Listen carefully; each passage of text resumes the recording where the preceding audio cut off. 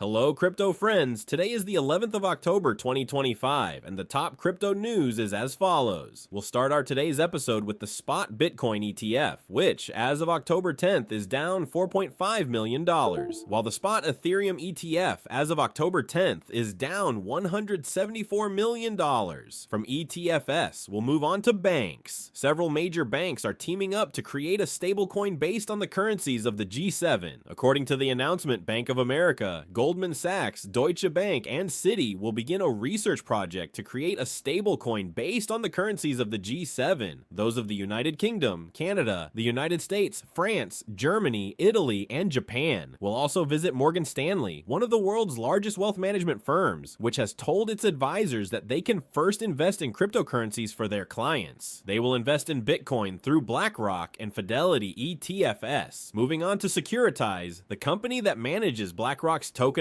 capital, which is also considering going public according to the latest data we have. Another interesting investment case. Next, we'll look at Phala, which is a parachain on Polkadot that focuses on AI. Now, we learned that the community has voted to leave Polkadot and convert it to Ethereum Layer-2, so Polkadot is losing customers all the time. Now we move on to Hyperliquid, where a user lost $21 million after their private keys were compromised. At this point, we can say that Hyperliquid itself is not in trouble. This user simply lost their private keys and the hacker gained access to the funds and did whatever they wanted, according to the analyses that have been done.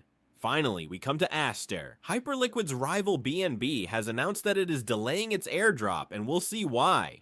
The delay is due to what has been identified as possible data implications affecting the distribution of Aster to some users. Or to put it simply, they don't know how many coins to send to their users. So the airdrop has been postponed to October 20th. Moving on, we go to our favorite cryptocurrency market, which is at $113,000. In the previous episode, we said that this yellow line, we would see if the price tested it to make it support or not. And today we see that in no way it tested it. The price reached $107,000.